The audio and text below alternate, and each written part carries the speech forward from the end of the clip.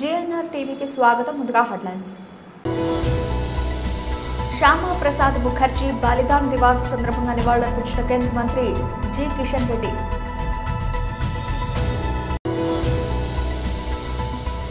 తెలంగాణ భవన్లో బీఆర్ఎస్ నాయకుల press meet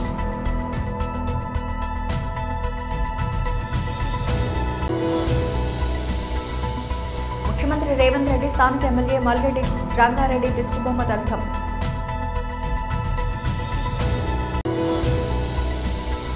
అమెరికాలో కన్నప్ప ప్రీమియర్లు బుకింగ్స్ ఓపెన్ శ్యామా ప్రసాద్ ముఖర్జీ బలిదాన్ దివస్ సందర్భంగా నివాళులర్పించిన కేంద్ర మంత్రి జి కిషన్ రెడ్డి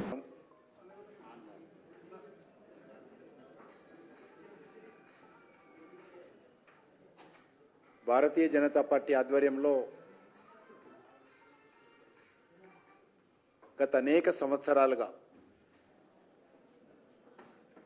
డాక్టర్ శ్యామప్రసాద్ ముఖర్జీ యొక్క బలిదాన దినోత్సవాన్ని నిర్వహించుకుంటాం.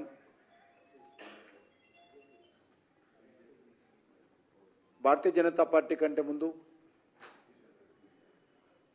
1951లో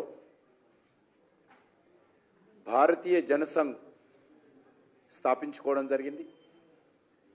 డాక్టర్ శ్యామప్రసాద్ ముఖర్జీ నేతృత్వంలో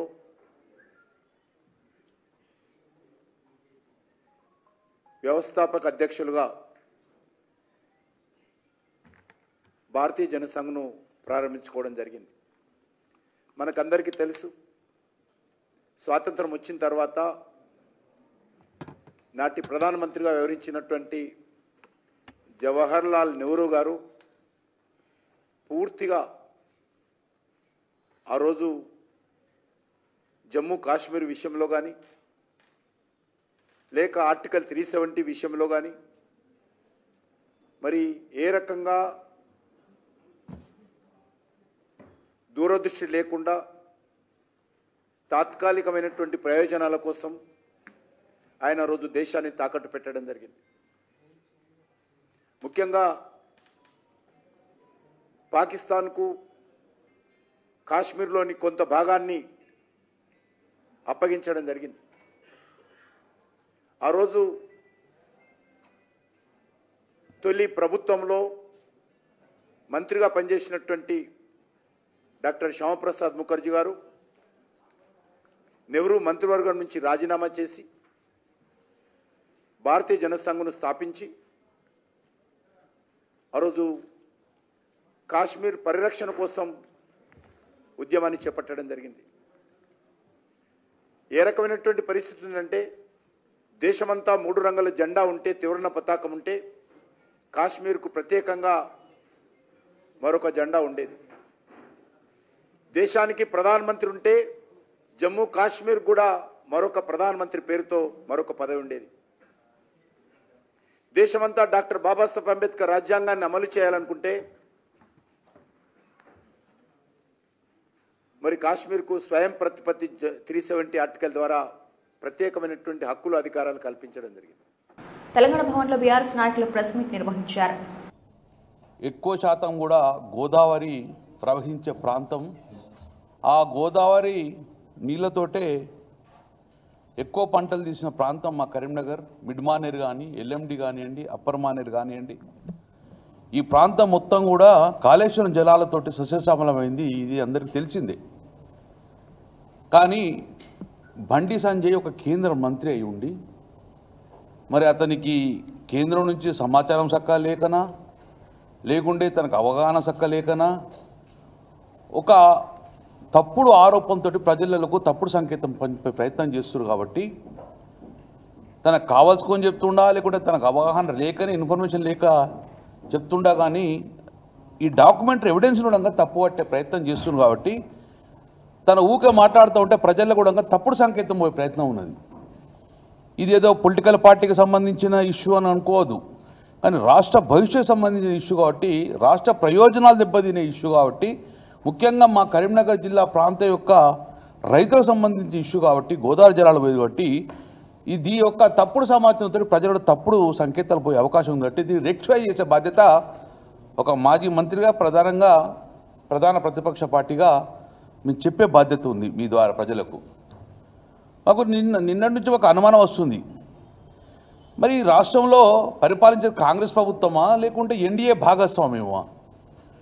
ఏపీ రాష్ట్రంలో ఏదైతే ఎన్డీఏ భాగస్వామ్యం చంద్రబాబు నాయుడు ఉన్నాడంటే అక్కడ పోయి ఎస్ మా చంద్రబాబు నాయుడు ఎన్డీఏలో భాగస్వామ్యం మేము సపోర్ట్ చేస్తాము అని మోడీ వచ్చి యోగా చేసినట్టు ఈయన చేస్తే చెప్పుకోవచ్చు, పోలవరం డ్యామేజ్ అని చెప్పుకోవచ్చు.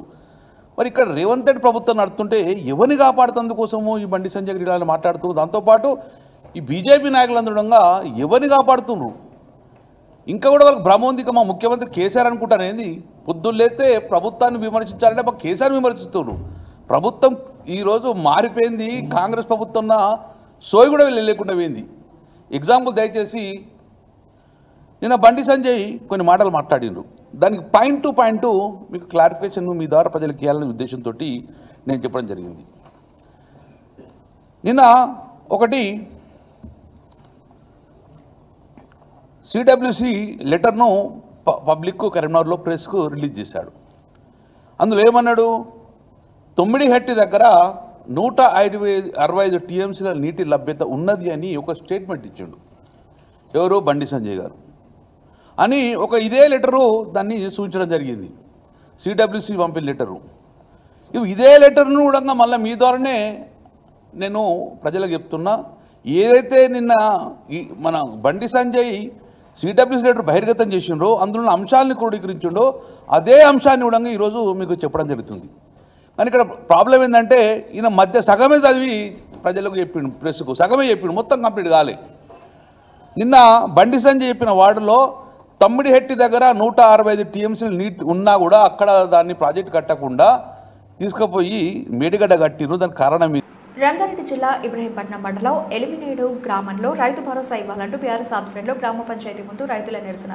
ముఖ్యమంత్రి రేవంత్ రెడ్డి స్థానిక ఎమ్మెల్యే మల్రెడ్డి రంగారెడ్డి దిష్టిబొమ్మ దగ్ధం. ఈ సందర్భంగా వారు మాట్లాడుతూ హైదరాబాద్ శివార్లో అబ్దుల్లాపూర్మెట్, ఇబ్రహీంపట్నం, మహేశ్వరం, రాజేంద్ర నగర్, శంకర్పల్లి, బాలాపూర్, గండిపేట్, షేర్లింగంపల్లి, హైతనగర్ మండలాలతో పాటు పలు మున్సిపాలిటీలు విస్తరించి ఉన్నాయని, ఇక్కడ ఎవరూ వ్యవసాయం చేయడం లేదని, మొత్తం ఫ్లాట్లు, అపార్ట్మెంట్లు ఉన్నాయన్న కారణంతో సర్కారు రైతు భరోసాను నిలిపివేశారు. ఇబ్రహీంపట్నం, అబ్దుల్లాపూర్మెట్, మహేశ్వరం, శంకర్పల్లి, బాలాపూర్ మండలాలతో పాటు తుక్కుగూడ, ఆదిపట్ల, ఇబ్రహీంపట్నం తదితర మున్సిపాలిటీలో రైతులు వేలాది ఎకరాల్లో వరి సాగు చేస్తున్నారు. నా పేరు రామరెడ్డి. నాకు 4 ఎకరాల గుంటలు ఉంది. ఇప్పటి వరకు ఈ కాంగ్రెస్ వచ్చిన నుంచి రైతు బంధు కానీ రుణమాఫీ కానీ ఏది కూడా కాలేదు. ఈ రేవంత్ రెడ్డి, ఈ దొంగ రేవంత్ రెడ్డి ఎన్ని పోతాడో అప్పుడు పీడ పోతుంది ఈ ఊళ్ళకు. ఈ దొంగ రేవంత్ రెడ్డి ఈయన ఏం చేస్తున్నాడు, ఎమ్మెల్యే ఏం చేస్తున్నాడు, రంగారెడ్డి ఏం చేస్తున్నాడు, సామెతలు మస్తు చెప్తాడు, రుబాబులు కొడతాడు, ఎవరిని మంగళ రాస్తాడు అని రుబాబు. ఎక్కడ పోయినాయి మరి పైసలు? వాడు వాని నియోజకవర్గానికే ఇయ్యనప్పుడు వాడు ఏం చేయన్నాడు? రాజీనామా చేసి రమ్మాను, మళ్ళీ ఎన్ని ఓట్లు పడితే తెలుస్తుంది. మాకు రుణమాఫీ కానీ రైతు బంధు కానీ సక్రమంగా అన్ని రాష్ట్రంలో ఇచ్చినట్టు మాకు ఇవ్వాలి. అన్ని మండి మాటలు మాట్లాడితే రేవంత్ రెడ్డిని ఊళ్ళల్లో తిరగనియం. ఊర్లో రైతులు లేరంటే అంత డబ్బులు ఉన్నోళ్ళే ఉంటారట కదా. ఆయనకి ఏమో తెలుసా? ఆడు రౌడీ లంజాకోడు కాడు. ఆయనకేం తెలుసు ఊళ్ళో రైతులు లేరని చెప్పేందుకు? మొత్తం ఏడ చూడు రైతులు లేని రాజ్యం ఉంటుందా? సంబంధం ఆ రింగ్ రోడ్ మాకు భూ పెడుతుందా? లేకపోతే ఆయనకి గుండా లంజాకోడు కానీ ఆయనకి ఏం తెలుసు? ఇది అంతా మరి ఏమడుతున్నావు? రుణమాఫీ కానీ రైతు బంధు కానీ సక్రమంగా టైంకి ఇవ్వాలి. ప్రముఖ నటీనటులతో భారీ బడ్జెట్తో రూపుదిద్దుకున్న కన్నప్ప చిత్రం అమెరికాలోని తెలుగు ప్రేక్షకుల ముందుకు రానుంది. ఈ సినిమా యుఎస్ ప్రీమియర్లకు సంబంధించిన కీలక వివరాల్లో చిత్ర నిర్మాణ సంస్థ వెల్లడించింది. అమెరికాలో కన్నప్ప సినిమా గ్రాండ్ ప్రీమియర్ షోలు జూన్ 26వ తేదీన ప్రదర్శితం కానున్నాయి. స్థానిక కాలమానం ప్రకారం మధ్యాహ్నం 3 గంటలకు ఈ ప్రీమియర్లు ప్రారంభమవుతాయని నిర్వాహకులు తెలిపారు.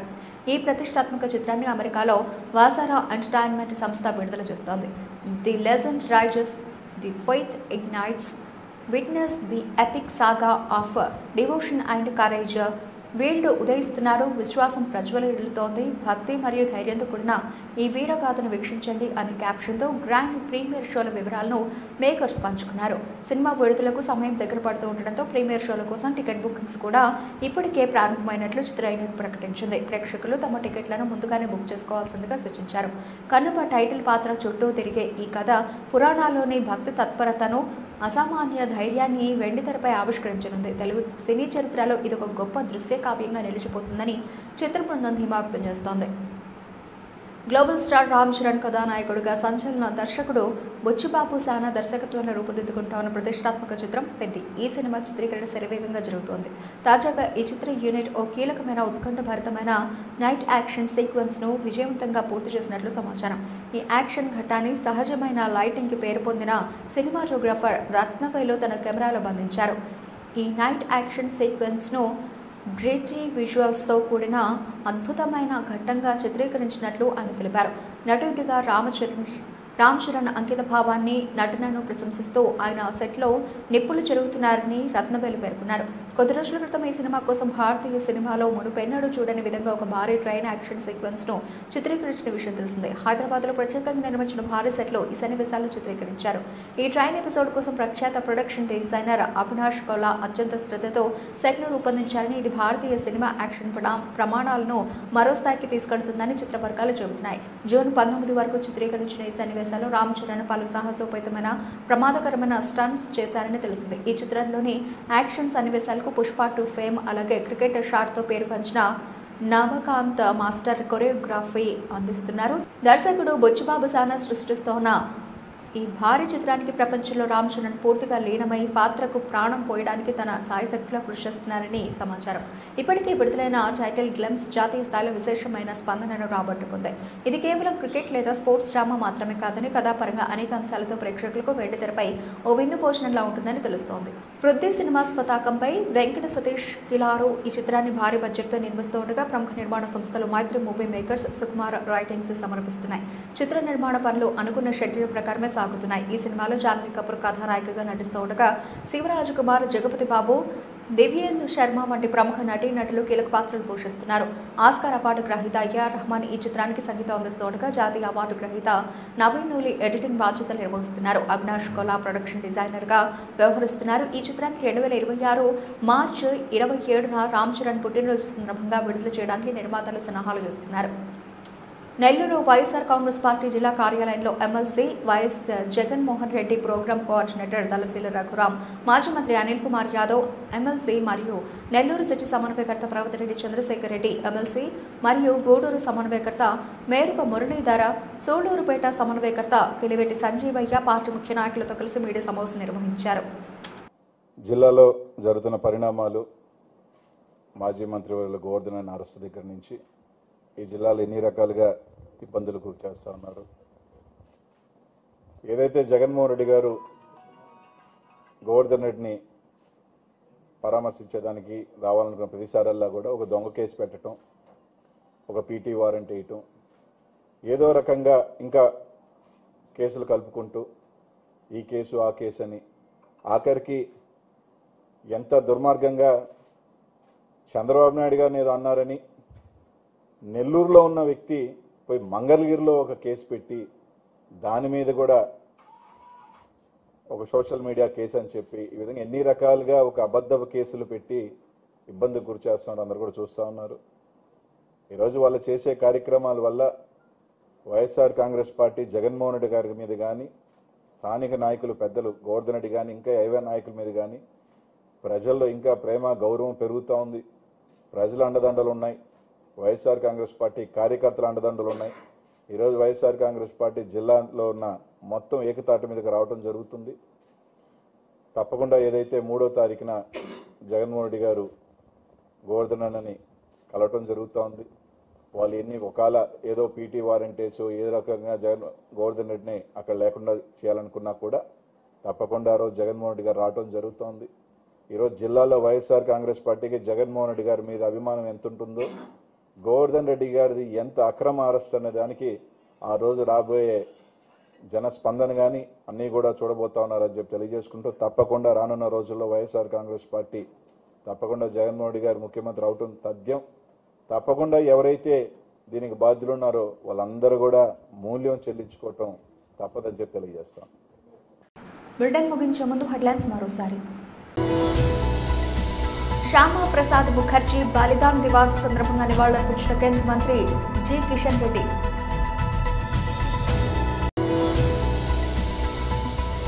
తెలంగాణ భవన్లో బీఆర్ఎస్ నాయకుల ప్రెస్ మీట్.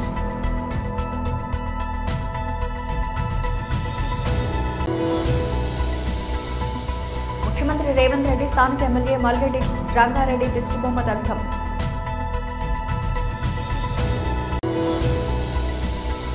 అమెరికాలో కన్నప్ప ప్రీమియర్లు బుకింగ్స్ ఓపెన్. ఇవి ఇప్పటివరకు నబలిచిన అప్డేట్స్. మరిన్ని అప్డేట్స్తో మళ్ళీ కలుద్దాం. అంతవరకు సెలవు. నమస్తే.